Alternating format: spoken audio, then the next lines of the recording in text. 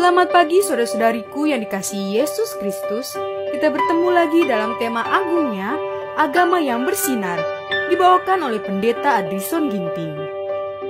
Selamat pagi umat Tuhan dimanapun kita berada, semoga kita dalam keadaan sehat-sehat saja. Renungan kita pada pagi hari ini Minggu 18 Juni 2023 dengan judul Dengan Memasuki Sukacita dan Dukacita. Ayatnya di dalam 2 Korintus 2 ayat 3. Dan justru itulah maksud suratku ini, yaitu supaya jika aku datang, jangan aku berduka cita oleh mereka yang harus membuat aku menjadi gembira.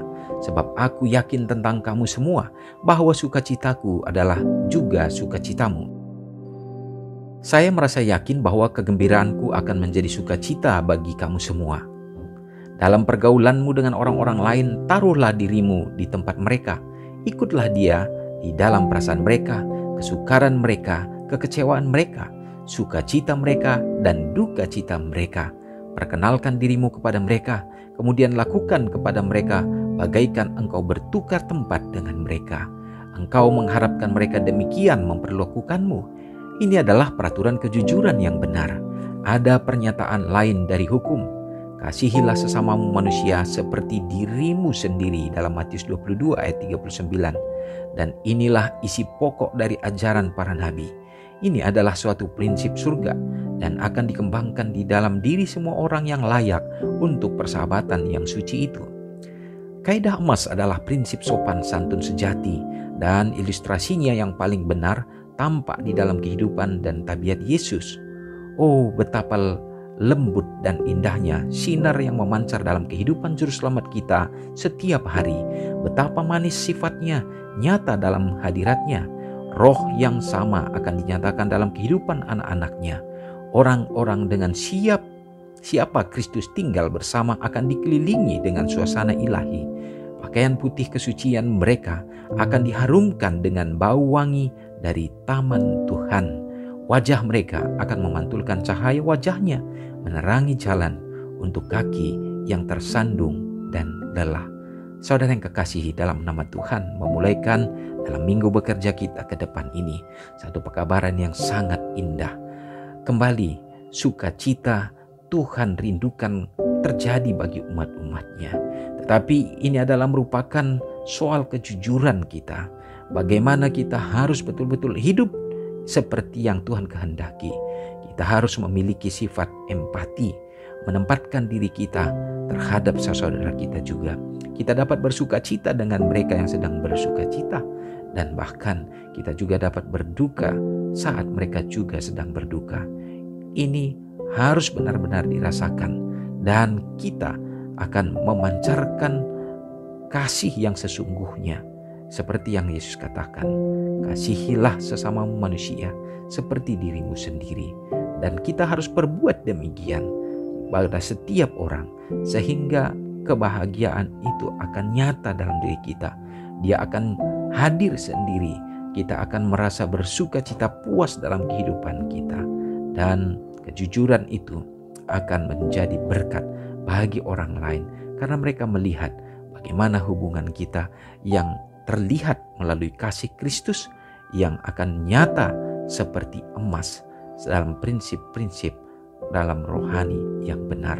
Semoga tabiat Kristus akan menolong kita dengan penuh roh kelemah lembutan, supaya kita dapat bersinar dalam hidup kita. Mari kita sama-sama berdoa. Terpujilah Engkau Allah Bapa yang bertahta dalam kerajaan sorga. Terima kasih Tuhan. Hari yang indah yang Tuhan percayakan bagi kami. Satu kesempatan bagi kami untuk dapat memuji Engkau, dan juga supaya kami dapat lebih dekat lagi hadirat-Mu ya Bapa. Terima kasih Tuhan. Pekabaran ini menolong kami untuk dapat bertumbuh. Biarlah kami dapat mengasihi sesama manusia seperti mengasihi diri kami sendiri. Kami rindukan keselamatan yang ada pada kami, yang kami peroleh. Kami juga akan nyatakan kepada orang lain. Dan biarlah Tuhan ajar kami ya Tuhan. Kami tahu bahwa ini adalah hal yang sangat sulit oleh karena keegoisan. Demikian juga sifat mementingkan diri sendiri selalu dekat dalam diri kami.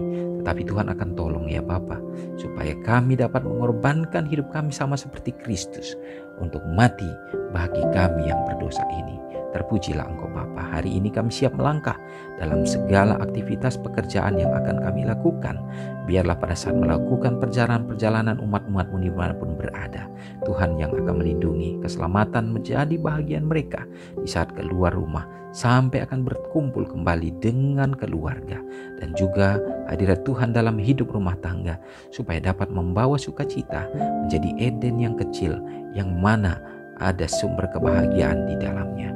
Demikian juga Tuhan mendoakan bagi umat-umat-Mu yang terbaring oleh karena keadaan sakit, baik di rumah sakit, di rumah, bahkan juga ya Bapa, berbagai penyakit yang mungkin terkadang dapat membuat umat-umat-Mu menjadi putus asa. Tetapi biarlah Engkau yang menjadi pengharapan dan meneguhkan mereka, dan mujizat Tuhan dapat berlangsung pada saat Tuhan kehendaki menjadi bahagian umat-umat-Mu. Ya Bapa, memberkati anak-anak yatim, para janda yang memerlukan dalam hidup mereka. Biarlah mereka juga dikuatkan, dicukupkan dalam segala keperluan dan kepenuhan Bapa di sorga. Bila mana orang-orang tua yang kami kasihi dalam menjalani masa indah mereka, biarlah pemeliharaan Tuhan tetap berlangsung, supaya mereka juga tetap memiliki roh kesabaran, demikian juga roh penyerahan, supaya mereka bersuka cita menjalani hari-hari dan dapat tetap menjadi saksi kebenaran Tuhan dalam masa yang Tuhan izinkan.